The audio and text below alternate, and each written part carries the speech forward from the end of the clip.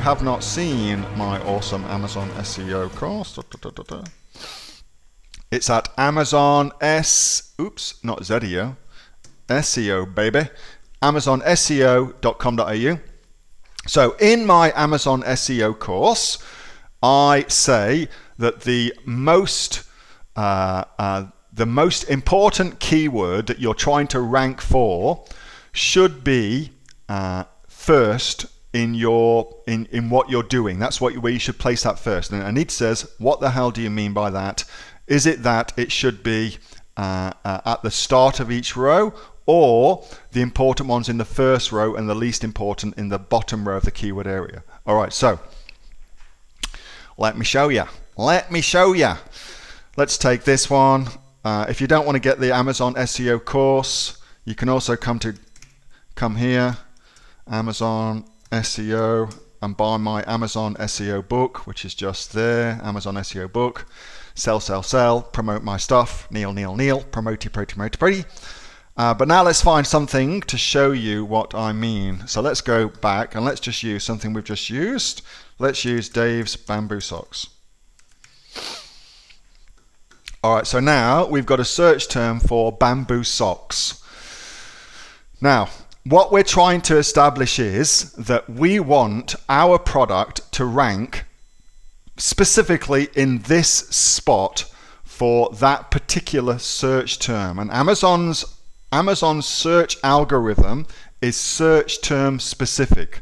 So whilst you may rank in the top spot for bamboo socks, you may rank differently for men's bamboo socks, for instance, men's bamboo socks. You may rank differently for that. See how the search has changed? We've still got that particular person in the top spot, but everything else has changed on the page. And we might have bamboo socks for men, and that's a different one again. So you can see that the Amazon search results page, search engine results page, is different for each and every search. So the most important thing about doing SEO is to isolate the exact keyword that you want to rank for first and foremost. And once you've got that, then that exact keyword, let's say it is bamboo socks for men. Well, let's click onto this one.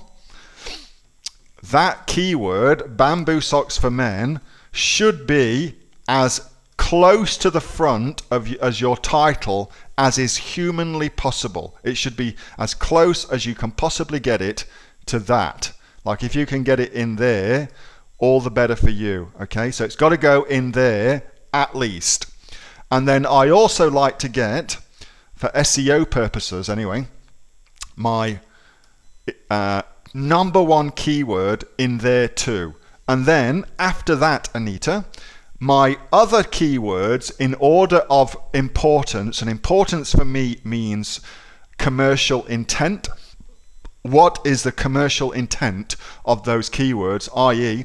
somebody that searches for that keyword, are they likely to be wanting to buy the product on Amazon? And how many people are searching for that keyword on Amazon, which you can find out from merchant words. So in order of commercial intent, I then put them into my product details page and try and get as many of them in as possible so that I rank for them. So usually you should be able to get, that is just so, it's just unbelievable. That's a very, very poor title, which I see a lot. But usually you should be able to get your top 2 search terms into your title, no dramas at all, Anita. Should definitely be able to get into there. And then you should definitely be able to get them into your product description as well. Look how small that product description is, folks. So that is not using 2,000 characters, which is what this person got. So anybody selling bamboo socks for men, for instance, Dave Andrews, ought to be trying to outrank that person, and ought to be doing it, they ought to be killing it within that particular search engine ranking. So that's the first part of that. Second part to that, I would add to that, Anita, is you then want to go and check that you're actually ranking for the product. So let's just go and open that up again. And the way that you check to see if you're indexed is you take the ASIN number, which is either just there, or if you come scrolly, it should be on the details page too. There it is, product details. That's there. You get the ASIN number, come back to your page, and Amazon now does individual words, and it indexes individual words, and so you use your ASIN number plus your individual words of your search term, and most search terms on Amazon are at least two words, and then you see what you're ranking for. So here you've got one result for blah blah blah, but if I typed in that keyword with the word fluffy, I've got no results. So that ASIN is not linked to the word fluffy, but it is linked, I hope at least, to the word socks. Okay, so now you want to go in and check what you're actually indexed for, and any words that you're not indexed for that you really want to be indexed for, log into Seller Central, go into your details page of your listing, and it's on the keywords tab, and put them into what's called the subject matter area. You get 5 different potential subject matters you can choose, but put that word into the subject matter, and generally speaking, you'll get it indexed within a few hours. I don't know why, but for some reason right now, the subject matter gets really indexed really quickly. And then once you've got all your search terms indexed, then it's just a case of doing everything else to get your product to rank more effectively. But that's what you need to check first, and that's how you do that in terms of a hierarchy of your keywords, Anita.